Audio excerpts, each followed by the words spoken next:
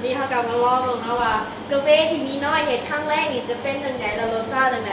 สิแท้พี่กับเจะคองห้างเห็ดบอเปิดใกล้ๆกันเลย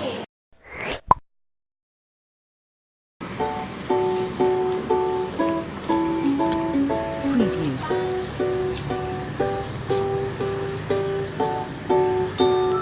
ซอสสไปดี้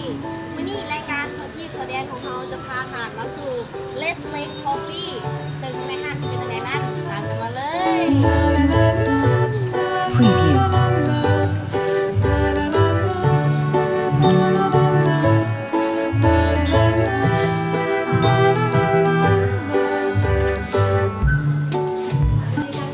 แล้วก็ส้มกระดานลาวาเด้อ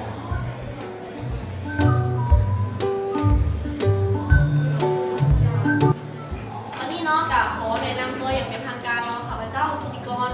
น้องมีน้อยในเรื่องว่ามีสิทธิ์จะได้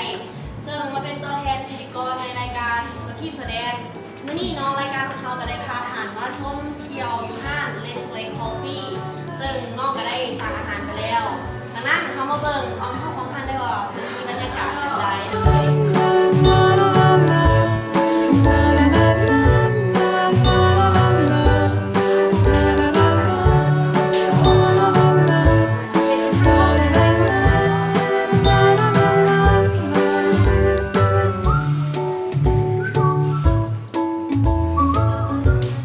Preview.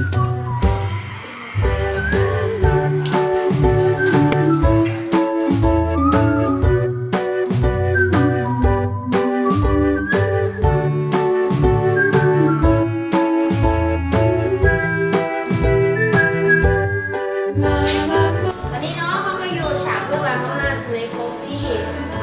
สบายดีเนาะเอโบเอโบอันนี้ก็คือเอโบเนาะผู้ที่เห็ดกำกับทางหลังของห้าง Lake Coffee ซึ่งเอโบในมื้อนี้เนาะจะมาสอนน้องหมีมือใหม่ฮักเห็ดกาแฟก็คือเห็ดจะมาเห็ดเมนูอเมริกาโน่ที่ได้สั่งเมื่อกี้นี่เองฉะนั้นจะเป็นยังไงมาลองกันเลย